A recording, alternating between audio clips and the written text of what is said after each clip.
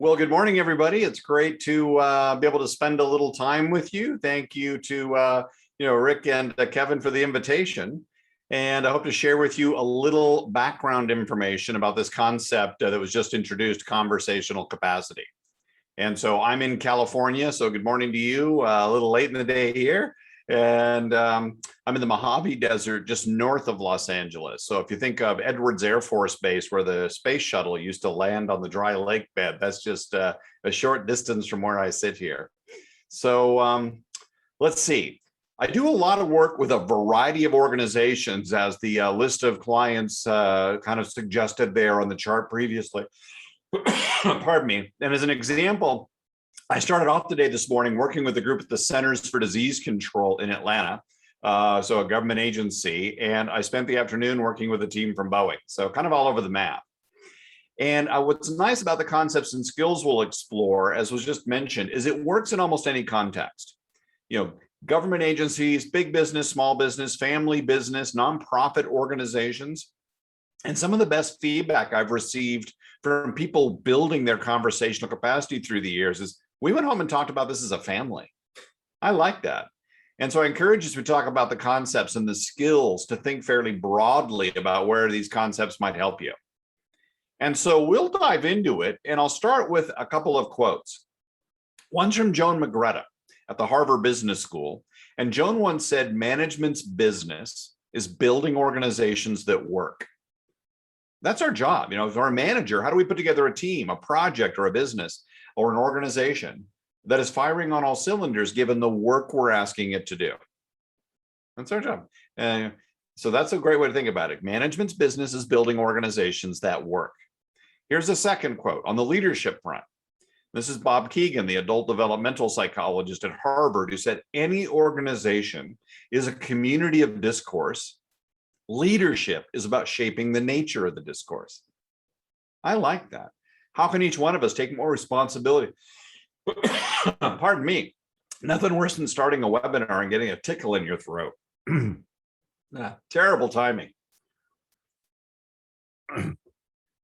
So the point I was going to make is, how can each one of us take more responsibility for shaping the conversations we're in, a meeting, a decision, a feedback, so it's more constructive, it's more balanced, it's more intelligent than it would have been if we weren't in the room. That's kind of a core idea here, and someone with high conversational capacity is doing that. And so it's sort of a foundational competence that we'll dive into. And to dive into it, I am going to share a few PowerPoint charts. A few of these are from the actual Blanchard course. And the first chart here is, what is conversational capacity? And that's where I'd like to start today. What is it, and why should you care? Why does it matter? Why is it such an important competence? And I'm going to describe it in a couple of ways, and then we'll talk about the discipline for building it. What does it take to actually build your conversational capacity, or that of a team or an organization? And so I'll define it first with what I call the dictionary definition. And if you looked it up in the dictionary and someone said, what's conversational capacity? It would say conversational capacity refers to the ability, and this could be of an organization or a team. There it is. It's the ability to engage in balanced, non-defensive dialogue about difficult subjects and in challenging circumstances. So the ability, you could say, it's the ability to engage in constructive, learning-focused dialogue about difficult subjects and in challenging circumstances. And I'd add to that, across tough boundaries. Functional boundaries, geographic boundaries, personality boundaries, cultural boundaries. High conversational capacity, we can have really constructive dialogue across those boundaries. Low conversational capacity will often trip over them. And so in this sense, as I mentioned, sort of a foundational competence. And you can have all the right people around the table, a great product or service, a killer strategy in place, all the resources your team or your organization needs at its disposal. But if the conversational capacity of the group is too low, given the nature of the work you're asking it to do or the issues you're asking it to address, it will underperform. Sometimes, as we'll see, rather dramatically. And so in this sense, I'd argue it's kind of a pivotal competence that really determines how well a team or a group can work together under pressure, but it's not something we're paying as much attention to as we should. partly because we lack good rigorous constructs for even making sense of it. And so here's another way to think about it by this definition.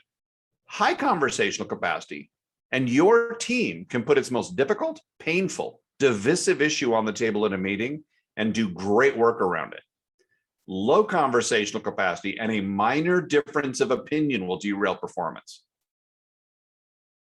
And so it's that important, but again, it's not something we're focused on as much as we should. It's not something that tends to be on our management dashboard. And I'm trying to change that. As important as this concept and set of skills is, it really ought to be on your management dashboard. So that's kind of a core idea: constructive, non-defensive, or learning-focused dialogue about difficult subjects and challenging circumstances and across tough boundaries. That's one way of thinking about the concept. So I'll give you another one, a second way of thinking about it. And I like to provide more than one way of thinking about a concept, so you can kind of look at it through two different lenses and get your mind around it a little more easily. And so here's an additional way to think about it. And this is sort of a core idea in all the work I do. And so imagine if you and your team are in a meeting sometime this week and you're dealing with a very significant decision. There's a lot riding on the caliber of the outcome. You really need your team's best thinking in the meeting. There's a place when you're engaging that issue, you want everybody working. And it's a place I described. Whoop. For some reason, the charts aren't advancing. There it goes. The sweet spot. And the sweet spot is that place in a meeting where, again, things are open, balanced, constructive, and learning focused. Or the sweet spot is that place in a meeting where I often say that you have smart people around the table. That's important. But it's also the place in the meeting where you can get full access to their smarts.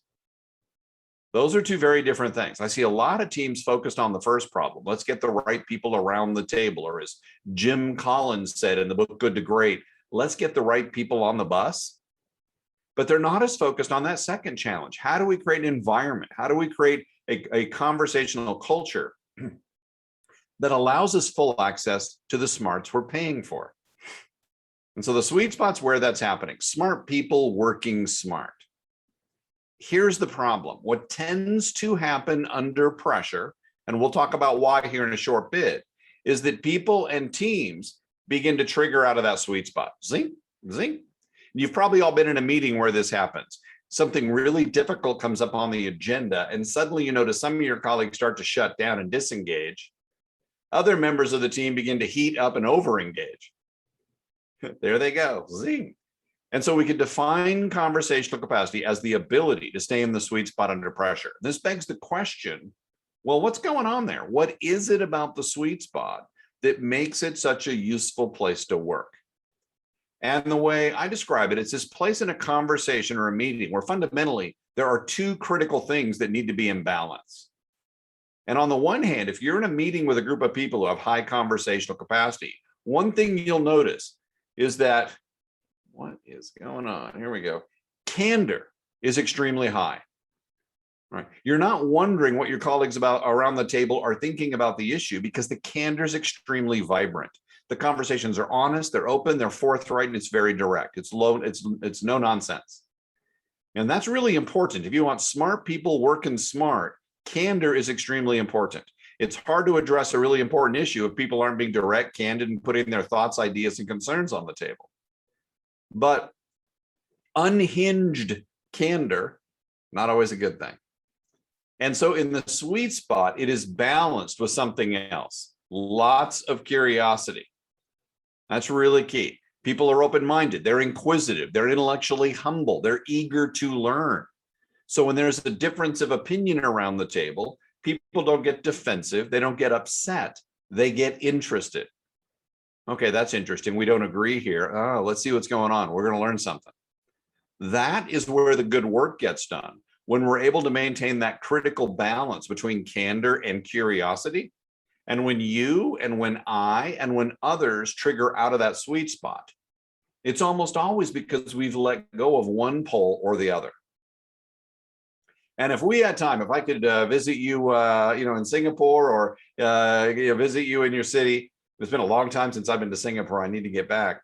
But if I could visit and we had a chance to have a cup of coffee together, I could give you a number of examples just off the top of my head of times in my life I needed to be in the sweet spot, and yet I left it because I let go of candor. And when that happens, the problem becomes, well, I become overly guarded and cautious. I'm sitting in a meeting with a dumb grin on my face, not saying something I really should be saying. I could give you just as many examples of times in my life where I needed to be in the sweet spot, and yet I left it because I let go of curiosity.